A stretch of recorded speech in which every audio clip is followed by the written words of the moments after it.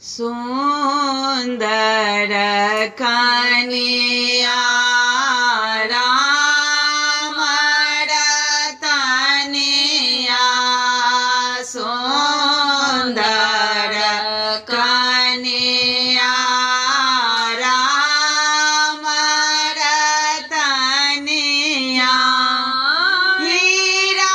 मोती लागल केवाड़ है नव बर नव कन्या हीरा मोती लागल केवाड़ है नव बर नव कन्या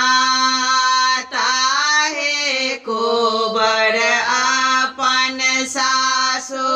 पलंगा ओछौलनि ताहे कोबर अपन सासु पलंगा ओछौलनि सोता तो धिया जमाए हे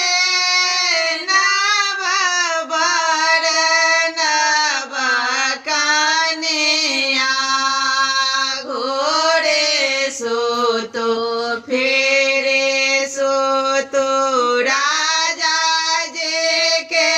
बेटवा घोड़े सोतो फेरे सोतो राजा जी के बेटवा आहो देहागर में अपार है नव बर नव कन्या एतबा बचन जब सो